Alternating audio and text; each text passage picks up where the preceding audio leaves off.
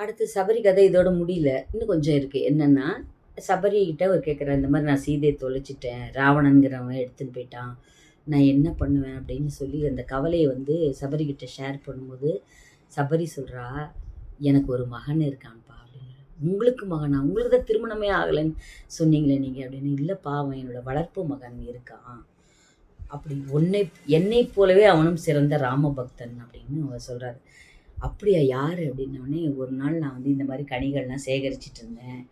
அப்போ வந்து மேலேருந்து ஒரு சின்ன குட்டி குரங்கு வந்து குதிச்சுட்டு பாட்டியும் உனக்கு ஹெல்ப் பண்ணட்டுமான்னு அது என்னை கேட்டுது. எனக்கு அதை பார்த்த உடனே ரொம்ப பிடிச்சிது. யாருக்காக நீ இந்த பழங்களெல்லாம் சேகரிக்கிறேன்னு என்னை கேட்டபோது என் குரு வந்து மதங்க முனிவர் வந்து ராமநாமம் சொன்னார்.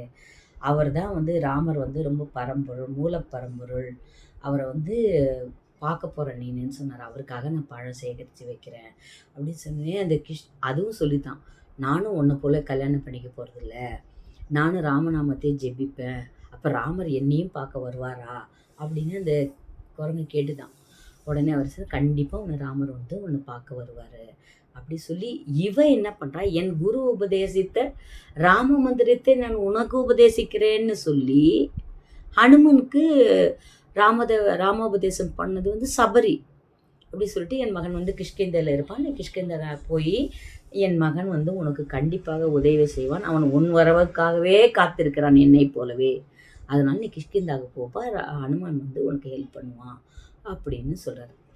இந்த ஹனுமன் வந்து அதுக்கப்புறம் இதில் ராமாயணத்தில் இன்னொரு கதை என்னென்னா, உங்களுக்கு தெரியும், தசரதருக்கு வந்து பாயசம் கிடச்சிது, புத்திரகாமேஷ் யாகம் பண்ணார். அது பண்ண இடம் தான் திருப்புல்லானின்னு சொல்கிறாங்க. அவங்க தசரதர் வந்து புத்திரகாமேஷ் யாகம் பண்ணிய இடம் வந்து எதுன்னு கேட்டால் திருப்புல்லானி. அந்த திருப்புல்லானியில் அவர் பாயசம் வருது. பாயசம் வந்தவுடனே அதை வந்து 3 பங்காக பிரித்து கைகேயிக்கு 1, அதுக்கப்புறம் சுமித்திரைக்கு 1, கோசலைக்கு 1 கொடுத்துட்றாங்க. இதில் என்ன ஆகுதுன்னு கேட்டால், இந்த சுமித்திரை மட்டும் என்ன பண்ணுறா, அந்த பாயசத்தை வாங்குறா.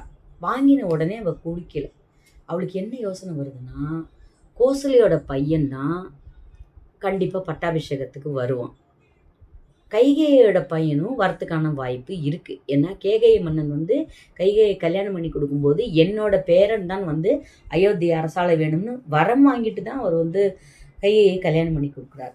அப்படி இருக்கும்போது நம்ம பையன் பிறந்தா கூட அவன் என்ன அரசாட்சிக்கு வர முடியுமா அப்படின்னு அவளுக்கு ஒரு சின்ன சந்தேகம் வருது அவளுக்கு. அதனால் என்ன பண்ணுவா, அந்த பாயசத்தை அப்புறமா சாப்பிட்லாம் அப்படின்னு நினச்சி என்ன பண்ணுறா, அதை எடுத்துன்னு வந்தவன் அந்த உப்பரிக்கை மேலே வச்சிட்றான். அந்த மாடியில் அந்த பால்கனி மேலே அந்த சோத்தில் வச்சிட்றான். செவத்தில் வச்சுட்டு சரி குளிச்சுட்டு வந்து நம்ம இதை சாப்பிட்லாம் அப்படின்னு நினச்சி வச்சுட்டு, அவளுக்கு வந்து மனசுக்குள்ளே என்னென்னா, எப்படி நம்ம பையன் வந்து அரசாட்சிக்கு வரப்போகிறதில்ல, நம்ம ஏன் சாப்பிட்ணும் அப்படிங்கிற மாதிரி அவளுக்கு ஒரு ஃபீலிங் வந்தவொடனே அந்த பாயசத்தை கிண்ணத்தை வச்சிட்றான். வச்சப்புறமா அவள் உள்ளே போயிடுறான். வந்து பார்த்தா அந்த பாயச கிண்ணம் காணும். அதை வந்து அவள் என்ன பண்ணுவாள், கோசலைக்கிட்டேயும் கைகைகிட்டையும் சொல்கிறான், இந்த மாதிரி நான் பாயச கிண்ணம் வச்சுட்டேன், பார்த்தாக்கன்னா கொஞ்சம் நேரத்தில் வந்து அந்த தங்க கிண்ணம் காணாமல் போச்சு, யார் எடுத்துன்னு போனாங்கன்னே தெரியல, ஒருவேளை சிந்தி இருக்குமா என்னென்னு அப்படி இப்படி பார்த்தேன், பாயச பாத்திரமே காணும், எங்கே போச்சுன்னே எனக்கு தெரியல, நான் என்ன பண்ணுறது, தசரதர்கிட்ட எப்படி சொல்லுவேன் நான் அப்படின்னோடனே கைகையும் கோசலையும் என்ன பண்ணுறாங்க, வேண்டாம் நீ சொல்ல வேண்டாம் சொல்லி கோசலை தன்னத்திலேருந்து ஒரு பங்கும் இங்கேருந்து ஒரு பங்கும் கொடுத்ததுனால தான் வந்து பரத சத்ருகனன் பிறந்ததாக சொல்கிறாங்க. அவர் இந்த சுமித்திரைக்கு அது பிறந்ததுனால அப்படி சொல்கிறாங்க. கைகைக்கு பரதன்ல, ஆனால் இவருக்கு சத்ருகனன் ரெட்டை பொருளை பிறக்குது சுமித்திரைக்கு. அதாவது லக்ஷ்மணன் வந்து கோசலைக்கு பிறந்தது வந்து ராமன், சுமித்திரைக்கு தான் லக்ஷ்மணனும் சத்ருகனும் பிறக்குது. கைகைக்கு பரதன் மட்டும்தான். அதனால தான் ரெட்டை புள்ள சுமித்திரைக்கு எப்படி பிறந்தது அப்படின்னு, கோசலைக்கிட்டேருந்து ஒரு பங்கு பாயசமும் கைகையிட்டேருந்து ஒரு பங்கு பாயசமும் 2 பாயசம் கிடைத்ததுனால 2 குழந்தைகள் அவளுக்கு பிறந்தது, லக்ஷ்மணன் அண்ட் சத்ருகனன். அந்த கதையை வந்து சொல்கிறாள். ஆனால் அவளுக்கு மனசுக்குள்ளே என்னென்னா, இந்த பாயசம் எப்படி போயிருக்கும் அப்படின்னு. அப்போ வந்து குலகுரு வசிஷ்டர் வரார். சுமித்திரைக்கு எல்லாமே தெரியும், அவளும் ஒரு ஞானி, என்ன நடக்க போகுதுங்கிறத அவள் ஊகம் பண்ணினவ. அப்படி இருக்கும்போது அவள் ஜோசியம்லாமும் தெரியும், கைகை சுமித்திரை இவங்கெல்லாம் வந்து ஜோசியம் ஜாதகம்லாம் நல்லா தெரியும், எதிர்காலத்தில் என்ன நடக்க போகுதுங்கிறது அவங்க 2 பேருக்குமே தெரியும். அப்படி இருக்கும்போது அவளுக்கு ஆனாலும் இந்த பாயச கிண்ணம் யாரு எங்கே போயிருக்கும்னு அது தெரியல. வசிஷ்டர் கிட்ட கேட்குறா. வசிஷ்டர் என்ன சொல்கிறாரு, அம்மா அந்த புஞ்சிகஸ்தலைன்னு ஒரு அப்சரஸ் இருந்தா. நல்லா கேட்டுக்கங்க. அஞ்சனாவுக்கு முன்ஜென்ம பேர் வந்து புஞ்சிகஸ்தலைன்னு பேர். அவள் ஒரு அழகான அப்சரஸ். அவள் வந்து நதியில் குளிச்சுட்டு இருந்தா. இப்படி குளிச்சுட்டு அப்படியே வரும்போது பார்த்தாக்கன்னா அந்த காட்டில் வந்து ஒரு குரங்கு வந்து அந்த இது பண்ணிகிட்ருக்கு, பூஜை பண்ணிகிட்ருக்கு, தவமாக இருக்குது. அதை பார்த்த உடனே அவளுக்கு சிரிப்பாக வருது. ஆனால் இவ பியூட்டிஃபுல்லாக இருப்பா, ரொம்ப பேரழகி. இவ என்ன பண்ணுறா, அந்த குரங்கு முன்னே போய் வந்து இந்து பார்க்குறா, அந்த குரங்கை அலட்சியப்படுத்துகிறா, அந்த குரங்கை வந்து கண்ணா பின்னான்னு திட்டுறா, அதோட தவத்தை கலைக்கிறா. அது கோவப்பட்டு, நான் இவ்வளோ அழகாக இருக்கேனே, என்னை நீ பார்க்கலையே நீனு, ஐயய்ய அப்படின்னு சொல்லிட்டு அந்த குரங்கை வந்து ரொம்ப அலட்சியப்படுத்தி அவமானப்படுத்தும். அது கோவம் வந்துடுது. நீ என்னை அலட்சியப்படுத்தி அவமானப்படுத்தினால உன் முகம் வந்து இப்போவே குரங்கா மாறட்டும் அப்படின்னு சொல்லி ஒரு சாபம் கொடுத்துறாரு. சாபம் கொடுத்தனே அவள் குரங்கா மாறிடுறா. குரங்கா மாறினோடனே அவளுக்கு தேவலோகம் போக இஷ்டம் இல்லை. என்ன பண்ணுறதுன்னு போய் அவர் காலையே விழுந்து என்ன பண்ணுறா, நமஸ்காரம் பண்ணுறான். நான் தெரியாமல் தப்பு பண்ணிட்டேன், இதுலேருந்து நான் எப்படி நான் விடுபடுவேன் அப்படின்னு. நீ கவலைப்படாதம்மா, எல்லாம் காரண காரியத்தோடு தான் நடக்குது. உன் மகன் உன்னோட வயிற்றில் தான் வந்து அஞ்சனை மந்தன், அந்த நீ வந்து அடுத்த பிரிவில் அஞ்சனை அப்படிங்கிற மாதிரி நீ ஒரு உன் பேர் வந்து அஞ்சனா தேவி. நீ வந்து கேசரி என்ற வானரத்தை மணந்து உனக்கு பிறக்க போகும் பிள்ளை வந்து ராமனோட உற்ற நண்பனாக இருந்து ராமருக்கு தொண்டு செய்து பணிவிடை செய்வான். அப்பேற்பட்ட ஒரு புண்ணிய மகனை பெறுவதற்காகவே உனக்கு இந்த மாதிரி ஒரு அவதாரம் கிடைச்சிது அப்படின்னு அவர் சொன்னோடனே புஞ்சிகஸ்தலை என்ன பண்ணுறா, அஞ்சனா தேவியாக மாறிடுறா. மாறினவுடனே அந்த அஞ்சனாதிரி மலை இன்றைக்கும் போனீங்கன்னா ஹம்பி பக்கத்தில் அந்த அஞ்சனாதிரி மலை இருக்குது. அந்த அஞ்சனாதிரி மலையில் போய் கிஷ்கிந்தான்னு சொல்கிறது கூட அவங்க சொல்கிறது எங்கன்னு சொல்கிறாங்கன்னா அந்த கர்நாடகாவில் சொல்கிறாங்க. அந்த ஆனேகுந்தி ஹம்பி அந்த சைடில் தான் கிஷ்கிந்தா இருந்தது. அந்த கிஷ்கிந்தாவில் தான் ராமர் சீதை இருந்தாங்க. அந்த இடத்துல தான் இன்றைக்கி நவபிருந்தாவனம் கோவில் இருக்குது. ஏன் வந்து எங்கள் மகனியர்கள் 9 பேர் அங்கே போய் ஜீவசமாதி அடைஞ்சிருக்காங்க அப்படின்னா, அந்த கிஷ்கிந்தா காண்டத்தில் ராமர் வந்து சீதையுடன் தங்கிய இடம், அதாவது ராம லக்ஷ்மணர் வானர சைனியர் சுக்ரீவனோட இடம் அப்படிங்கிறனால தான் அந்த இடத்த போய் தேர்ந்தாங்க. அதுக்கு முந்தைய பிரிவில் பிரகலாதன் வந்து அங்கே நிறைய ஹோமம் செஞ்சாங்க. அதனால தான் அங்கே வந்து நவபிருந்தாவன்கிற ஒரு இடத்துல 9 பேர் போய் 9 ஜீவ சமாதி அங்கே இருக்குது. இன்றைக்கி ரொம்ப பெரிய முக்கியமான ஒரு இடமா நவபிருந்தாவன் விளங்குது. அந்த அஞ்சனாதிரி மலையில் அஞ்சனை போய் காத்துட்ருக்கா. அதே போல் வந்து கேசரி மைந்தன் அவர் வராரு.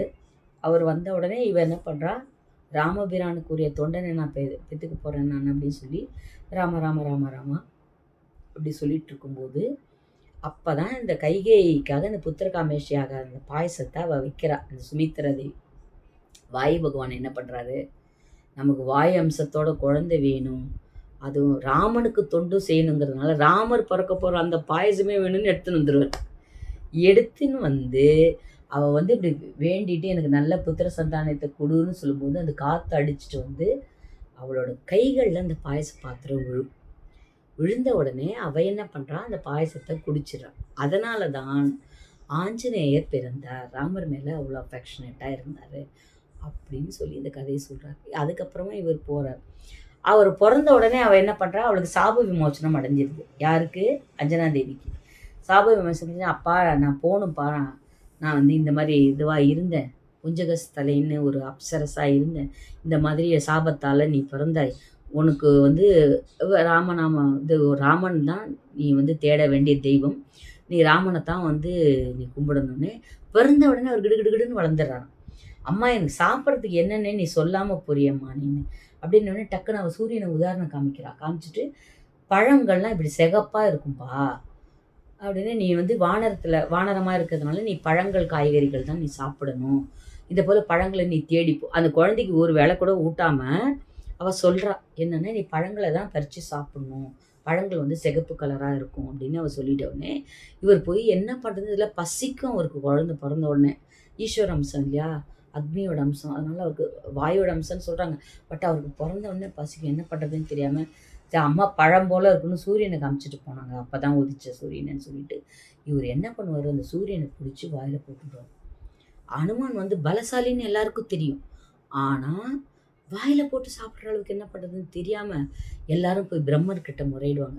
சூரியன் இல்லைன்னா எப்படி மற்ற உயிர்கள்லாம் எப்படி வாழும் அப்படின்னு சொல்லிட்டு இவர் என்ன பண்ணுவார், போய் பிரம்மா கிட்ட முறையின்னு பிரம்மர் வந்து 4 தலையோடு அவர் முன்னாடி வந்து நிற்கிறார்.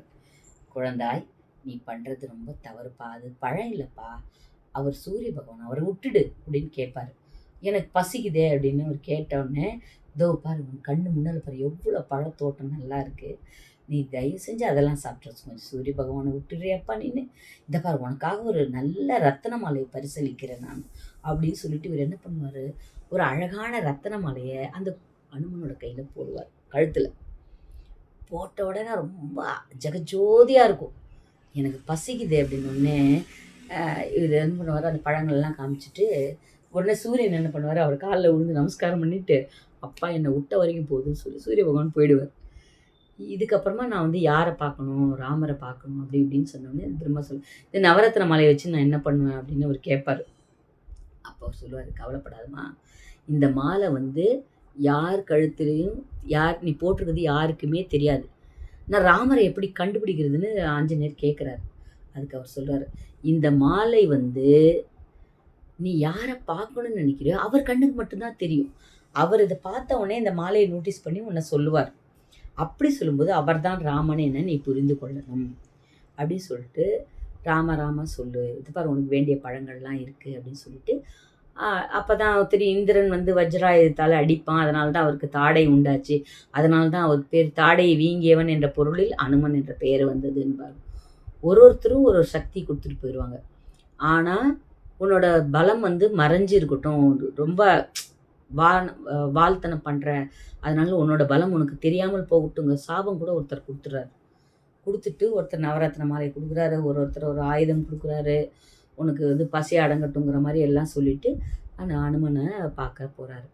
அப்படி அந்த நவரத்ன மாலை அணிஞ்சிட்டு அவர் இருக்கார். இவர் போன உடனே இவருக்கு வந்து எப்படி கண்டுபிடிக்கிறது, ஆனால் இவரை பார்த்தோன்னே தூரத்துலேருந்து பார்த்தோன்னே அனுமானுக்கு புரியுது. என்ன புரியுது அப்படின்னா, இவர் தான் நம்ம பார்க்கக்கூடிய பரம்பொருள்னு அவர் புரிஞ்சுக்கிறாரு. அதுக்கு தகுந்த மாதிரி கிட்ட வந்தோடனே, அனுமான் நீ போட்டுக்கிற நவரத்ன மாலை என்னமோ ஒளி வீசுது தெரியுமா, உன்னோட அழகுக்கு வந்து இது அழகு சேர்க்குது அப்படின்ற உடனே அவர் அப்போ தான், ஓ ராமா உங்களுக்கு தெரியுதா நவரத்ன மாலை அப்படின்னு கேட்குறான். ஆமாப்பா நீ அணிஞ்சிருக்க நவரத்ன மாலை ஜெகஜோதியாக இருக்கேப்பா அப்படின்னு. அந்த நவரத்ன மாலை இருட்டில் கூட வந்து ஒளி வீசுங்கிறதுனால தான் அதை வச்சு அவர் நைட்டு கூட பழம் சாப்பிட்டாருன்னா அவர் இந்த பிரம்மன் சொல்கிறார், இதை வச்சு நீ ஈஸியாக பழத்தை கண்டுபிடிச்சலாம்ப்பா, வெளிச்சமாக இருக்கும் எங்கே போனாலும், அதை வச்சு நீ இரவு நேரங்களில் கூட பழங்களை உண்டு மகிழலாம்னு சொல்லி பிரம்மன் கொடுத்துட்டு போகிறார். அதுக்கப்புறம் இதை வச்சு தான் ராமரை ஐடென்டிஃபை பண்ணுறாரு, ராமரை இவர் ஐடென்டிஃபை பண்ணுறாரு. அதுக்கப்புறம் மிகச்சிறந்த தொண்டனாக இருந்து ராமருக்கு சேவை செய்தார். கதை பிடிச்சதா லைக் பண்ணுங்கள், சப்ஸ்கிரைப் பண்ணுங்கள். நன்றி, வணக்கம்.